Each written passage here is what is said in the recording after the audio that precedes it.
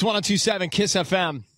So the iHeartRadio Music Festival coming up in less than a month. You know, there are still tickets available for The Village, which happens on the Strip, which will be a lot of fun. And, you know, the main show is sold out, but you want to be in Vegas that weekend. It's just a fun weekend to be in Las Vegas.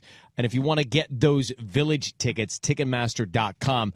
But that is the really big show coming up September 19th and 20th. The show people talking about from last night, the Video Music Awards, and everyone honing in on Miley Cyrus once again. A different presentation than last year for Miley, but she won for Video of the Year, one of the biggest awards of the night. And instead of accepting the award, she did something very different. Here's a little bit of what happened. Thank you all. My name is Jesse, and I am accepting this award on behalf of the 1.6 million runaways and homeless youth in the United States who are starving, lost, and scared for their lives right now. I know this because I'm one of these people. Miley's on the phone with us. She was in tears when Jesse was up on stage. I've survived in shelters all over the city. I've cleaned your hotel rooms. I've been an extra in your movies. I've been an extra in your life. Though I may have been invisible to you on the streets, I have a lot of the same dreams that brought many of you here tonight. So, Miley, thanks for calling the day after a big night last night. Tell us how you met Jesse and a little bit more about his story and why he was there last night with you. Yeah, you know, I can't, first of all, I have to, thank all my fans because they put me onto the highest platform I could have been on and given me and Jesse the biggest voice that we could have. And the reason why it was so important at the VMAs is because this is a show that's for young people. You know, Jesse is my same age, and that's what this show is for. And I think people need to see this and just remember kind of, at least I know I needed to after last year to remember what matters, and at the end of these things, you just end up, no matter how many awards you get or how good your performance goes, no matter what, there's a void that you can't fill with that kind of thing,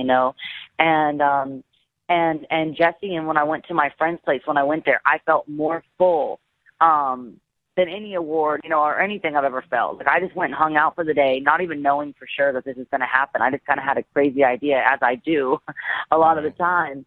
And, I was just inspired because I too, this is just like the beginning of this for me. You got to find what you're really passionate about. And I've just become, really involved and I've just, when I set my mind to something, I can't get off of it. And now I've heard about, the 4,000 pretty much, just people that are just like me living on the streets of LA. And just, I can't really sleep till I feel like I know that I'm doing something to help this. And my friend's place is the most deserving of all the places to get this attention because, the kids there are just beyond special and they're treated, just incredibly at my friend's place. And they're just so inspired there. They like being there. I talked to a lot of people while I was there, a lot of kids, because I wanted to meet someone that would be fearless enough and, like Jesse to go up and deliver this speech in front of so many people. I mean, I've done this for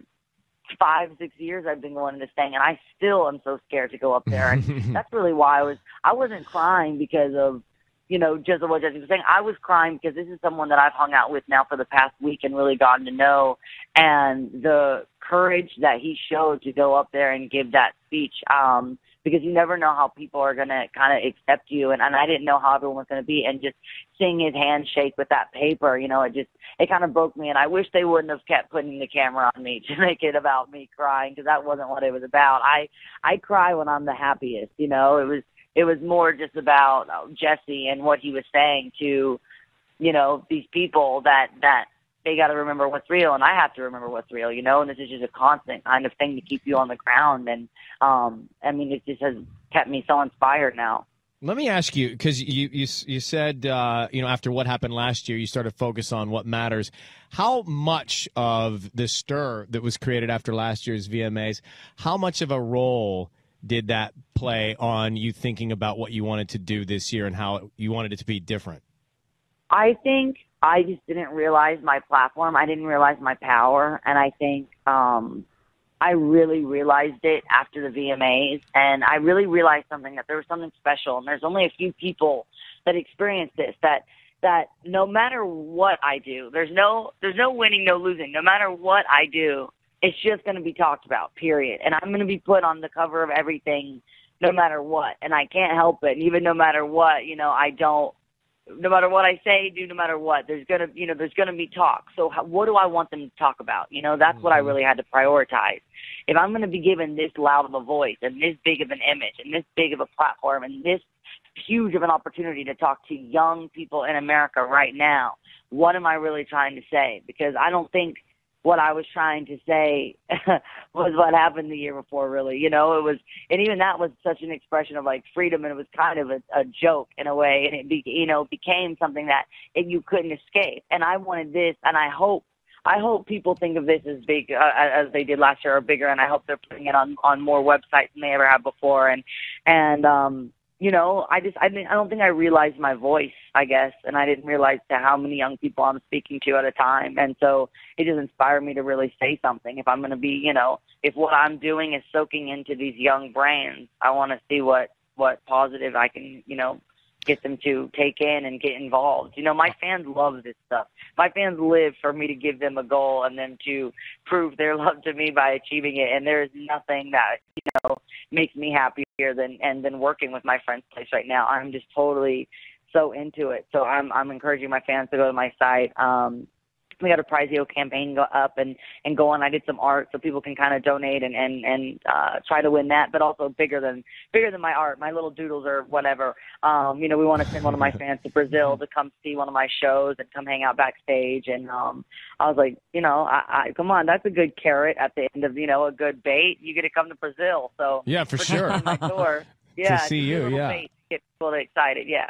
So Miley on the phone with us now after the VMAs. It was a powerful moment. I'm glad that you did that. I thought it was really interesting to hear from him. And then we saw you guys headed out last night after the show. What went down? And not to, you know, put the spot on you, but did you make out with him? I didn't make out with him. I didn't. I kept it purely. We're gonna change the world. Okay. And all right. It was actually fun because Katy Perry was sitting next to me, and when we were in the car, we were on the way there. I was like, "Do you care about like anybody?" Because I kind of really don't. I'm like, "Is there anyone you specifically want to like see or talk to?" I'm like, you know, we can totally hang out backstage and like chill and tell. You know, I didn't want to put him on the spot. And he's like, no. He's like, I think Katy Perry's kind of cool. And it just happened that we sat next to her, and Katie's been my friend, so it was super. Excuse me, I know I'm live. Sorry, it was super cool. And did you say a bad word? Do I need to hit we a got button? it. I think okay. we got it. We hit the button. I stopped myself. Sorry. Okay, it was only the F part. Yeah, it was just the beginning, but it was super cool because Katie didn't even know who he was. Katie's just cool anyway, so she came up and was like, just, you know, was so cool to him, whatever. But then she didn't know. She like thought he was like my boyfriend or something. So she's, you know, like, you want a drink? I'm like, this kid has to give this speech. She's like, no idea the speech he has to read and has prepared. I'm like, Katie, please don't get Jesse drunk right now. You gotta do, you know.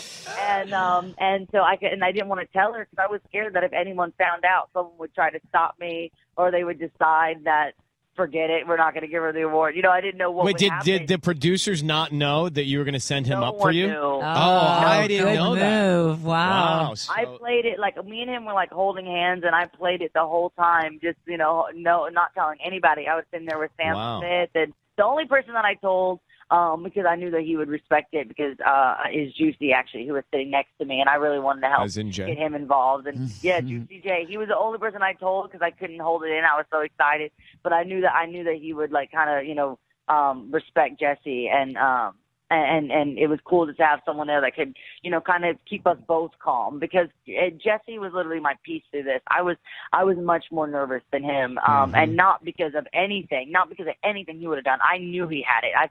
I've heard him read the speech. He's incredible. He is so smart. So I had no doubt in my mind about Jesse. It's how people in that room, I wanted them to give him the respect. And it's only, you know, it wasn't even quite a minute, his speech. And so I wanted people for that minute to be listening and not interrupting, not cheering my name, which toward the end it started a little bit, but not really. I think people gave him a lot of respect. It seemed like it. I It really think they did. I think they paid attention to it for sure. A ton of respect, and more focused on him than I think they were on anyone else in the entire night. They gave him his moment to speak, and people were really, people at first I saw them looking around, they didn't know what to do, and I just kept my eyes on Jesse. It went over really well. Oh, it was amazing, and I knew it wouldn't. I knew nothing else would have happened. I knew it was just perfect, and my friend's place is already benefiting from this, so I just can't tell everyone thank you enough for everyone who donated. And by the way, Ryan, you got to have me help you out with this stuff more often, because apparently I'm like the best at this. I played pool with a couple rich dudes at the VMAs at the end last year, told them about what I was doing. I was like, for every ball that I go in, then you have to give me $10,000, and I ended up making like $60,000 just before I walked out. I didn't know you were so good. Wait, are you referring to me donating, or that I'm going to be getting balls in a pocket? No, we got to do. We'll do it together. Stuff where we involve. I know it. I've already helped you out with what you do at the Children's Hospital, which is awesome. And actually, the LA Kids Hospital is really involved with my friend's place. They do a lot of charity stuff. So we got to figure out a way that we can make our worlds collide, which I agree. Would be, easy. And Miley, I appreciate it. I appreciate you being so cool and for everything you do for young people, because people forget about it. Does Jesse get to keep the Moon Man? Does he want it? And what did you guys eat at In-N-Out? Jesse keeps the Moon Man. Jesse keeps awesome. Everything. Oh, hell yeah, Jesse. That's Jesse's Moon Man. He deserves it more than anyone. He is the bravest, coolest dude ever, and he is getting to spend time with his family now. He's going back home, which is amazing, and whatever Jesse wants to do with his life, I want to make sure he's able to do, but with him still feeling like his own person. These are people that they have their own dreams and they want to achieve them. They just need a little need a little help. When he is in LA, my friend's place is an awesome place to go, and the kids really love going there. They've all really told me, that they feel safe in there, and they love it, and they love their, their people and their sponsors. So it's really an incredible place, and it's just I was moved and changed by my friend's place for sure. Hey, Miles, before we let you go, and I do want to reconnect with you off the air and talk about something we can team up to do together, because I think you're right, and you have an insane platform yourself.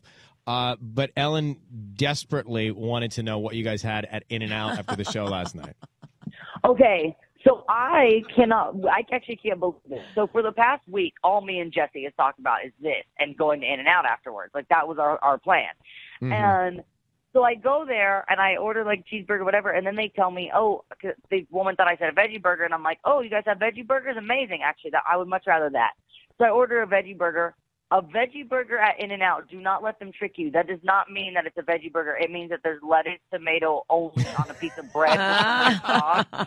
So I've literally been waiting for a week for this burger, and I got like some onions and like pretty much some bread and some lettuce. So their veggie burgers, I was like, amazing that In-N-Out's doing that they've got veggie burgers on the menu. Definitely not. They have a great one at the Habit. There's a really good veggie burger at the Habit. You can get it wrapped in lettuce. It's so yummy. Hey guys, I started my juices again today. Now you're killing me, both of you. The juices last me about the morning time, and then I'm like, take me to Chick-fil-A. I'm starving. I can't.